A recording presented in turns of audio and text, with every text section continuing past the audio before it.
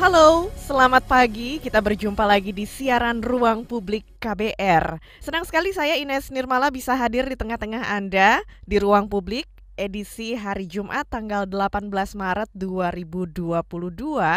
Dan selama 60 menit ke depan kita akan membahas seputar monitoring dan pengawasan pemasaran air minum dalam kemasan atau AMDK di Jabodetabek. Hari ini siaran Ruang Publik KBR dipersembahkan oleh Yayasan Lembaga Konsumen Indonesia atau YLKI. Berbicara seputar area Jabodetabek atau Jakarta, Bogor, Depok, Tangerang, dan Bekasi, ini merupakan salah satu area terpadat di Indonesia. Per Juni 2021, total penduduk area Jabodetabek di kisaran 30 juta atau merupakan 11% dari penduduk Indonesia. Dengan jumlah penduduk yang demikian padat, kebutuhan air bersih baik untuk keperluan MCK atau mandi cuci kakus dan juga air bersih untuk air minum menjadi salah satu persoalan esensial. Sebagai masyarakat urban, warga Jabodetabek tampaknya tidak bisa terlepas dari pasokan air minum dalam kemasan atau AMDK. Dan menurut data dari Asosiasi Perusahaan Air Minum, kebutuhan AMDK di wilayah Jabodetabek di kisaran 33 juta liter per hari atau 1,7 juta galon per hari. Jumlah yang sangat banyak ya. Oleh karena itu diperlukan keamanan pasokan dan keamanan pemasaran air minum dalam kemasan atau AMDK sebelum sampai ke tangan konsumen. Dan hal ini juga sudah terkait peraturan dari Kemenperin seputar persyaratan teknis AMDK mulai dari proses pembuatan, kemasan, wajib SNI dan juga pemasarannya. Lalu berdasarkan pantauan dan pengawasan YLKI, bagaimana para pedagang memasarkan dan menyimpan produk AMDK tersebut sebelum dibeli oleh konsumen dan seperti apa persyaratan teknis AMDK yang perlu diketahui oleh masyarakat.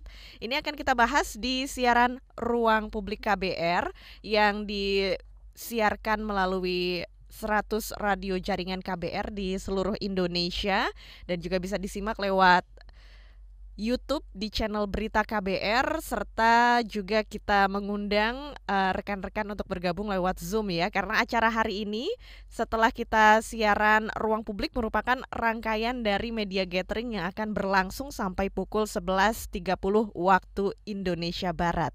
Dan sekarang langsung saja kita sapa narasumber yang sudah hadir untuk mengisi acara talk show pagi hari ini. Yang pertama adalah Bapak Tulus Abadi, Ketua Pengurus Harian YLKI. Selamat pagi Pak Tulus, apa kabar? Selamat pagi Mbak Ines, sampai ketemu lagi nih, kabar baik, Iya, Alhamdulillah. Alhamdulillah. Senang sekali bisa ketemu lagi dengan Pak Tulus. Kita akan berbincang-bincang ya Pak ya pagi hari ini. Ya, ya, siap. Dan juga saya mau menyapa narasumber berikutnya, Ibu Arzeti Bilbina, anggota Komisi 9 DPR RI. Selamat pagi Ibu Arzeti, apa kabarnya? Pagi Mbak Ines, sehat Mbak? Seger banget pagi-pagi lihat Mbak Ines pakai pink. Bantu. Iya, saya lebih segar lagi nih bisa ketemu Ibu Arzeti nih di Zoom ini. Terima kasih dan juga kita juga mengundang Bapak Aris Merdeka Sirait, Ketua Umum Komnas Perlindungan Anak.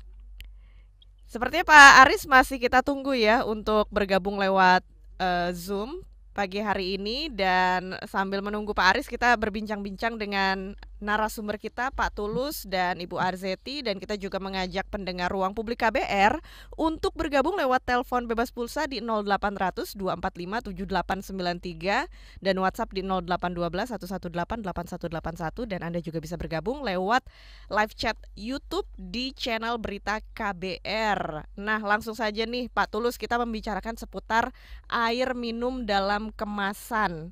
Nah, ini merupakan hal yang esensial ya untuk kita semua, apalagi masyarakat Jabodetabek. Dan bagaimana nih YLKI melihat persyaratan untuk air minum yang perlu dipenuhi agar layak konsumsi baik secara fisik, kimia maupun mikrobiologi, dan seperti apa parameternya air layak konsumsi?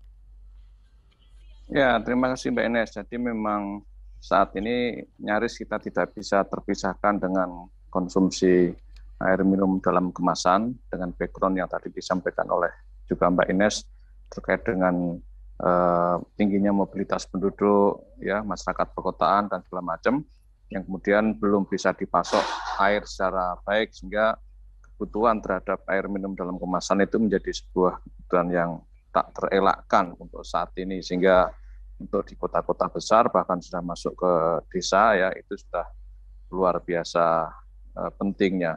Nah, kalau terkait dengan persyaratan, sebenarnya dari sisi regulasi, pre-market control-nya itu sudah sangat kuat, ya.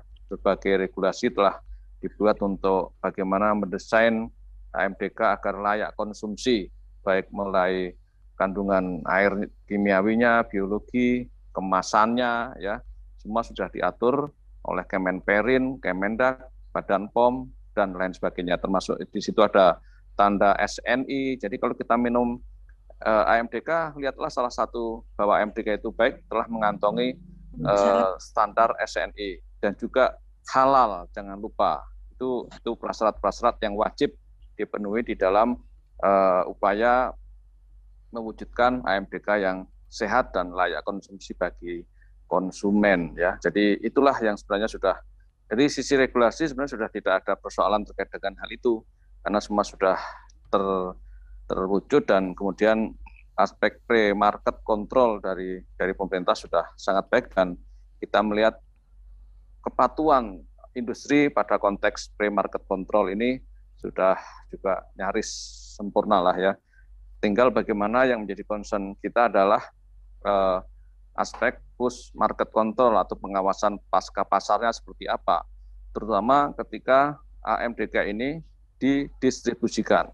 Begitu Mbak Ines, karena ketika bicara AMDK ini bukan serta-merta hanya pada proses produksinya saja, bukan hanya proses dari hulunya, tapi juga proses distribusi sampai ke tangan konsumen, sampai kita minum sebagai konsumen, sebagai end user, itu yang juga aturannya sangat ketat. Nah, kami melihat pada aspek pengawasan pasca pasar inilah yang masih secara kasat mata kendor, ya, baik oleh industri, asosiasi industri, pemerintah, dan juga para pedagang atau agen supermarket dan lain sebagainya. Itulah yang kemudian YLKI telah melakukan survei terhadap produk AMDK ini di wilayah Jabodetabek, ya, meliputi survei yang kita lakukan mulai dari di supermarket, kemudian di warung, di minimarket, dan juga di agen.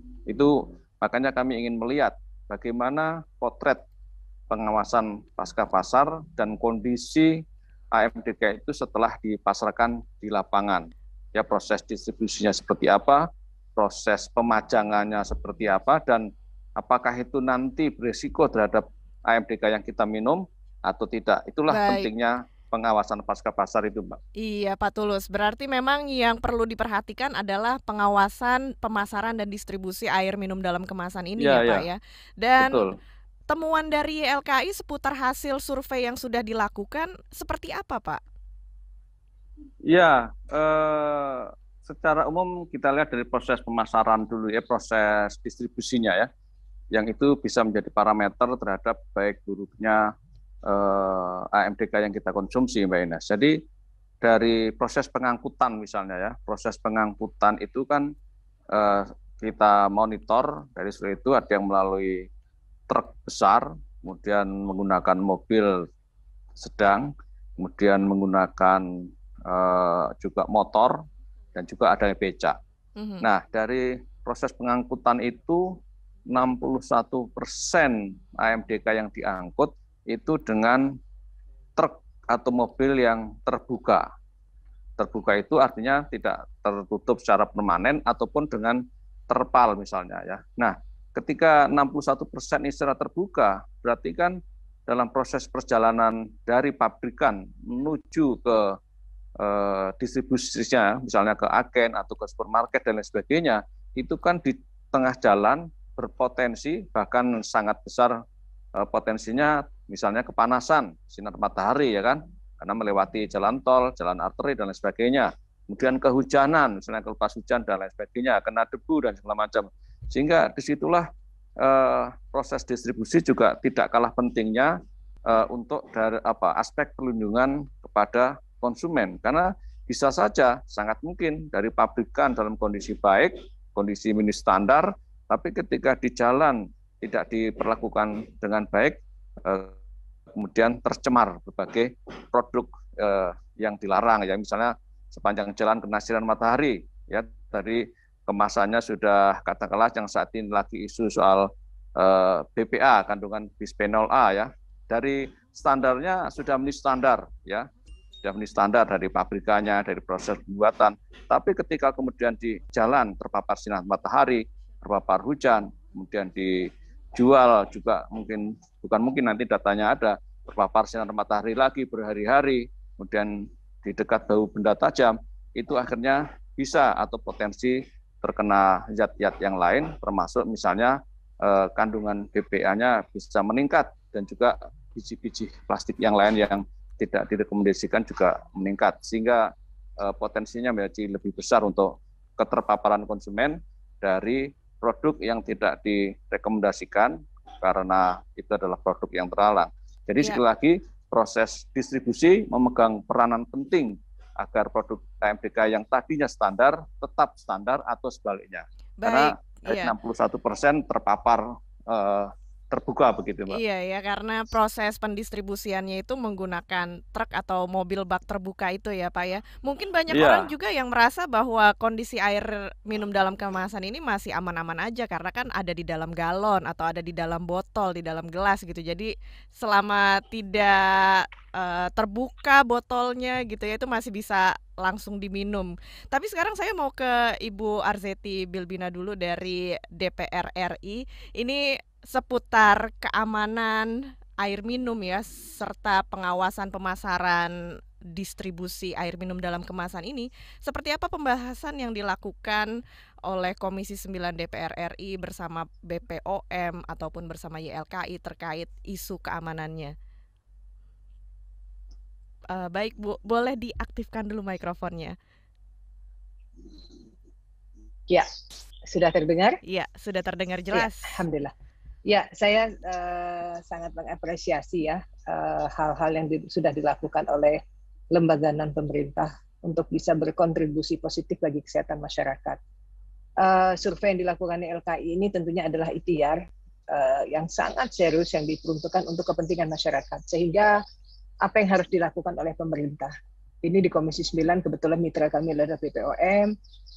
Kalau secara khusus artinya gini ya, memanggil BPOM untuk kita membahas lebih jauh untuk pembahasan BPA Free ini masih belum. Tetapi dalam pertemuan-pertemuan rapat kerja RDP dengan BPOM, kami sudah memasukkan poin-poin ini dan kami sangat mengapresiasi respon yang dilakukan oleh BPOM.